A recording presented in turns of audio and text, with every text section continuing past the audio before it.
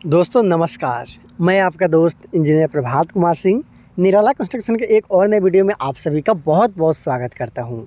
दोस्तों आज की इस वीडियो में मैं आप लोग को एक बनता हुआ घर का अब तक का काम, जैसा कि आप देख रहे हो कि इस घर का जो काम है उसे प्लिंथ लेवल तक कंप्लीट किया गया है। इसका पूरा काम, पूरा डिटेलिंग, जैसे कि इस घर का कॉलम का साइज़, बीम का साइज़, क्या साइज़ का डीपीसी लगाया गया, कितना रेनफोर्समेंट यूज़ किया गया, कितना रूम मिलेगा, कितना टॉयलेट मिलेगा, कितना बाथरूम मिलेगा, हॉल कहाँ पे बनेगा, सीढ़ी को कैसे बनाना है, उसके साथ साथ इस घर को बनाने में अब तक टोटल कितना रुपये का खर्चा आया है, इसके बारे में आप लोग को पूरा जानकारी देना चाहता हूँ। तो अगर आप भी अपने लिए घर बना रहे हो या फिर घर बनाने का प्लानिंग कर रहे हो तो इस वीडियो को देखिए, आपको एक अंदाज़ा लग जाएगा कि आपको अपना घर किस तरीक़े से बनाना चाहिए और आपको अपना घर बनाने में कितना रुपये का खर्चा आएगा। सबसे पहले बात कर लेते हैं इस घर के सबसे नीचे वाला हिस्सा जो आप अभी वीडियो में देख रहे हो। ये जो आप बीम देख रहे हो इसे हम लोग बोलते हैं ग्राउंड बीम। क्यों इसे दिया गया है नीचे में, इसके बारे में बात करेंगे और इसके साइज़ के बारे में भी जानेंगे। आप जैसा कि देख रहे हो कि डीपीसी जो किया गया है वो लगभग 3 फीट के आसपास का जो हाइट है ग्राउंड लेवल से उस लेवल पर किया गया है, लेकिन इसके नीचे में एक यहाँ पर बीम भी प्रोवाइड किया गया है। थोड़ा नज़दीक ले जाकर मैं आपको दिखाना चाहता हूँ और इसका जो व्यू है उसे भी नीचे कर देता हूँ। देखिए जो बड़ी बीम है उसे ग्राउंड लेवल पे लगाया गया है, इसलिए इसे हम लोग ग्राउंड बीम बोलते हैं। अगर इसी बीम को हम लोग प्लिंथ लेवल पर, जहाँ पे डीपीसी किया गया है, वहाँ पे लगा देंगे तो यही बीम हमारा प्लिंथ बीम कहलाने लगेगा। तो ग्राउंड लेवल का जो बीम है इसे हम लोग ग्राउंड बीम बोलते हैं। इसको देने से फ़ायदा ये होता है कि नीचे में जो हम लोग मिट्टी की भराई करते हैं, 2.5 फीट से ऊपर जब ज़्यादा मिट्टी भरते हैं तो मिट्टी बाहर की तरफ फेंकने लगता है वाल को, तो वो ना फेंक सके, आपके दीवार में दरार ना आए, इसके लिए नीचे में ग्राउंड बीम हम लोग प्रोवाइड करते हैं। इसका साइज़ का बात कर लिया जाए तो आप देख रहे हो कि 12 इंची बाई 9 इंची का यहाँ पे ग्राउंड बीम का प्रयोग किया जा रहा है। रेनफोर्समेंट के बारे में बताऊंगा, आप देख सकते हो। और ना सिर्फ चारों तरफ से बल्कि इससे अंदर से भी लगाया गया है। आप देख सकते हो जहाँ पे भी हमारा इनर वाल आने वाला है, मतलब अंदर का जहाँ पे भी दीवार आने वाला है, वहाँ पे भी आप देखोगे कि ये जो हमारा बीम है उसे दोहराया गया है, लगाया गया। थोड़ा नज़दीक ले जाकर मैं आपको दिखाने का कोशिश करता हूँ ताकि आप सारी चीज़ें समझ सकें। देख लीजिए, इस तरीक़ा से सारा जगह पे यहाँ पे बीम को दिया गया। ऐसा करने से जो आपका घर होता है वो बंधा हुआ होता है, एक कॉलम से दूसरे कॉलम तो बांधने का काम है वो इसी बीम का होता है। और जो भी घर का लोड आता है कॉलम के द्वारा आपका इसी बीम पे आता है, फिर उसके बाद वो फुटिंग की तरफ ट्रांसपोर्ट होता है, डिस्ट्रीब्यूट होता है। तो इस तरीक़ा से आप देख सकते हो कि जो डीपीसी का काम है उसे भी आप ब्रिक वर्क के बाद में यहाँ पे देख सकते हो। लगभग 3 इंची मोटा यहाँ पे डीपीसी किया गया है। इसमें रेनफोर्समेंट का यूज़ नहीं किया गया। ये जो आप डीपीसी देख रहे हो, देखिए ये है डीपीसी। इसका मोटाई का बात किया जाए तो लगभग 3 इंची के आसपास आप रख सकते हो। और इसमें रेनफोर्समेंट का यूज़ नहीं किया गया क्योंकि इसके जस्ट नीचे ही आप एक ग्राउंड बीम दे चुके हो और देख रहे हो। तो जितना चौड़ा आपका दीवार रहेगा उतना चौड़ा आपको इसका डीपीसी का काम करना होता है। मोटाई मैंने बता दिया है कि 3 इंची के आसपास इसका मोटाई आप रख सकते हो। इसके साथ साथ इस घर का कॉलम है उसके बारे में भी जानेंगे, लेकिन इसका हाइट के बारे में जान लेते हैं। जो अब आपको फर्श मिलने वाला है वो ग्राउंड लेवल से 3 फीट ऊंचा होगा। ये जो आप डीपीसी देख रहे हैं यही लेवल पे आपको मिट्टी की भराई करना होगा। यहाँ पे आप देख सकते हो दोनों तरफ से लगभग 3 फीट के आसपास भी इसका हाइट है वो रखा गया। यहाँ पे मिट्टी भरते हुए इस लेवल पे आपको इस घर का फर्श नज़र आएगा। मतलब नीचे ग्राउंड बीम, उसके साथ साथ ऊपर में इसका डीपीसी का काम किया। जैसा कि आप देख रहे हो कि नीचे में ग्राउंड बीम लगाया गया, उसके बाद में कुछ 3 से 4 अदर ब्रिक वर्क करने के बाद में डीपीसी लगाया गया। दोस्तों डीपीसी का काम ये होता है कि जो भी हमारा घर का नीचे का नमी है उसे ऊपर तक ट्रांसफ़र ना होने दे, उसे रोकना है। जैसा कि आप देख रहे हो कि यहाँ पे खेत में घर बनाया जा रहा है और बहुत ज़्यादा यहाँ पे पॉसिबिलिटी रहता है कि ये जो ज़मीन है वो भीगा हुआ रहेगा बरसात के दिन में भी या फिर कोई दूसरा मौसम में भी। उसके साथ साथ नमी है वो ऊपर की तरफ ट्रांसफ़र होने लगता है, जिससे आपका कभी कभी देखते होंगे कि पेंट जो करते हो आप घर में उस पर धब्बा आने लगता है, पेंट ख़राब हो जाता है। उसके साथ साथ कभी कभी प्लास्टर भी आप देखते होंगे कि ज़्यादा भीगे रहने के कारण वो टूट के गिरने लगता है, झड़ने लगता है। तो उसे रोकने के लिए यहाँ पर डीपीसी प्रोवाइड किया गया है। बात किया जाए टोटल नंबर ऑफ़ कॉलम का तो इस घर में टोटल 16 कॉलम का इस्तेमाल किया गया है और 16 जो कॉलम है उसका साइज़ सेम रखा गया है, सेम रेनफोर्समेंट का यूज़ किया गया। मैं आपको एक कॉलम दिखा देता हूँ, चलिए थोड़ा नज़दीक ले जाकर मैं आपको चलता हूँ। सबसे पहले बात कर लेंगे इस बनने वाले कॉलम का साइज़ का।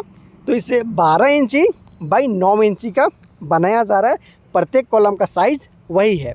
उसके साथ साथ इसका रेनफोर्समेंट की बात कर लिया जाए तो देख सकते हो 1 2 3 4 5 6 टोटल 6 सरिया के साथ इस कॉलम को बनाया जा रहा है। और प्रत्येक जो कॉलम का सरिया है उसका साइज़ है 12 mm।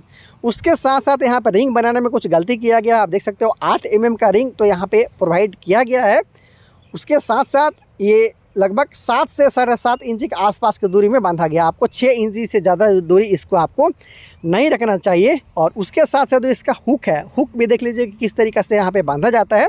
उसके बाद मैं आपको इस घर का कंस्ट्रक्शन कॉस्ट के बारे में बताऊँगा कि कितना रुपये आप तक खर्चा आया है। देखिए एक हुक आपको इधर बांधना है, तो दूसरा जो हुक होगा उसको आपको सेम स्टील में न बांध के दूसरा स्टील में बांधना है। रैंडमली इससे बांधने, जैसे देखिए इसका ऊपर वाला हुक है उसको दूसरा रेनफोर्समेंट में बांधा गया, दूसरा स्टील में बांधा गया। इस तरीके से आपको घुमाते हुए इसको रिंग को बांधना है। उसके साथ साथ 90 डिग्री में ही आपको मोड़ के इसे नहीं छोड़ देना है, आपको 135 डिग्री के आसपास में इसका मोड़ना है, ताकि और भी जो आपका कॉलम है वो मजबूत बन सके। और जो भी कोलैप्स का स्थिति है उस समय आपका जो कॉलम है वो मजबूती के साथ खड़ा रहे, आपका घर का जो मजबूती है वो बरकरार रहे। तो उसमें ज़्यादा पैसा नहीं लगता है, सिर्फ आपको थोड़ा सा ज़्यादा उसमें मोड़ना पड़ता है। तो देख सकते हो कुछ इस तरीक़े से बनाया गया है। ग्राउंड बीम मैंने आपको दिखा दिया है इस घर का। और उसके साथ साथ इसमें लगे हुए रेनफोर्समेंट के बारे में भी अगर आप जान लेते हो तो आपको और ज़्यादा आइडिया है वो मिल जाता है। दोस्तों जैसा कि आप यहाँ पर देख रहे हो कि इस बीम में ऊपर की तरफ 3 सरिया का उपयोग किया गया है। 12 mm का ये सारा सरिया है। उसके साथ साथ बॉटम में आप देख रहे हो कि 2 सरिया का ही इस्तेमाल किया गया है। तो ऊपर में 3 सरिया और नीचे में 2 सरिया के साथ इस बीम को बनाया जा रहा है 12 mm का रेनफोर्समेंट के साथ में। इसी तरीके से जो भी इस घर का ग्राउंड बीम लगाया गया है उसका साइज भी सेम है, उसके साथ साथ रेनफोर्समेंट भी सेम है। तो 12 mm का सरिया आपने कॉलम में देखा था, उसके साथ साथ बीम में आपने सिर्फ 5 सरिया देखे। जो भी इस घर में सरिया का इस्तेमाल किया गया है वो 12 mm का है, और जो रिंग इस्तेमाल किया गया है वो 8 mm का है, आपने देखा है। इसके बाद मैं बता दूं कि किस तरीके से बनाया जा रहा है घर। तो देखिए ये रहा इस घर का पहला बेडरूम, बीचों बीच आपको हॉल और डाइनिंग मिलता है। फिर ये आपको मिल गया इस घर के लिए दूसरा बेडरूम। उसके साथ साथ आइए जो जगह आप देख रहे हो ये हॉल और डाइनिंग एरिया के रूप में एलोटेड किया गया है, मेरे द्वारा बनाया गया डिज़ाइन है। ये आपको मिल जाता है इस घर के लिए कॉमन टॉयलेट बाथरूम। उसके साथ साथ जो पीछे वाला कॉर्नर है वहाँ पे भी आपको बेडरूम मिलता है। और ये जो आप जगह देख रहे हो ये किचन के लिए एलोटेड किया गया। फिर उस कोना पे आपको मिल जाता है एक और बेडरूम, मतलब 4 बेडरूम के साथ साथ इस घर को बनाया जा रहा है। और ये है इस घर के लिए सीढ़ी, जिसका जो फ्लाइट पार्ट है वो अब तक कास्ट हो चुका है। तो इस तरीक़ा से इस घर को बनाया जा रहा है। मैं अभी आपको दिखाऊंगा कि किस तरीक़ा से इस घर को बनाया जा रहा है, कहाँ पे आपको क्या क्या मिलेगा। देखिए यहाँ पे हॉल और डाइनिंग एरिया हो गया, यहाँ पे आपको मिल गया इस घर के लिए पहला बेडरूम, वहाँ पे मिल गया आपको सीढ़ी, उस कॉर्नर पे दूसरा बेडरूम, यहाँ पे मिल गया आपको किचन, फिर ये है आपका तीसरा बेडरूम, फिर यहाँ पे टॉयलेट बाथरूम, फिर इस कॉर्नर पे आपको मिल गया एक बेडरूम। मतलब चारों कोना पे आपको 4 बेडरूम मिलता है, बीच में हॉल मिलता है, उसके साथ साथ किचन, सीढ़ी और टॉयलेट बाथरूम भी देखने को मिल जाता है। बहुत ही जल्द इस घर का नक्शा भी मैं आप लोग के लिए अपलोड कर दूंगा, जहाँ से और भी ज़्यादा आइडिया आप लगा पाओगे, और भी ज़्यादा आप सीख सकते हो। ज़रूरी नहीं है कि 40 फीट बाई 40 फीट में ही घर है तो आप इस पैटर्न पे बना सकते हो। अगर साइज़ थोड़ा छोटा या फिर बड़ा है फिर भी आप इस पैटर्न पे अपने घर को बना सकते हो। पैटर्न को आपको समझने का ज़रूरत रहता है वॉक थ्रू में। उसके साथ साथ बात कर लेते हैं कि आखिर इस घर को बनाने में अब तक टोटल कितना रुपये का खर्चा आया है।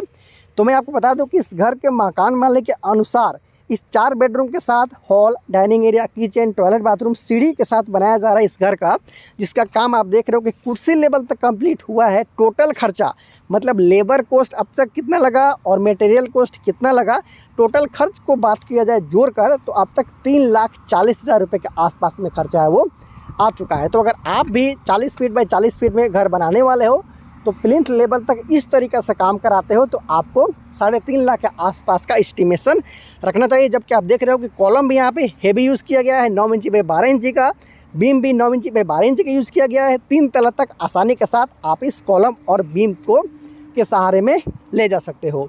उसके साथ साथ एक बात और बता दूं कि जहाँ पे जिस परिस्थिति में इस घर को बनाया जा रहा है वहाँ पे जो एक लाल ईंट का कीमत है 6 से 8 रुपये के बीच में है, और जो सीमेंट का रेट है वो 350 रुपये से लेकर 400 रुपये प्रति बैग के हिसाब से मिल रहा है। तो आपको इस तरीक़ा से घर बनवाना होगा, नक्शा बनवाना होगा तो आप मुझसे भी डायरेक्ट कांटेक्ट कर सकते हो। बहुत ही जल्द मैं अपना नंबर भी आप लोग के लिए जारी करने वाला हूँ। तो दोस्तों वीडियो अच्छा लगता है तो प्लीज़ वीडियो को लाइक करने के साथ साथ चैनल को सब्सक्राइब ज़रूर कर लीजिएगा। बहुत जल्द मिलते हैं अगले वीडियो में। Thank you so much.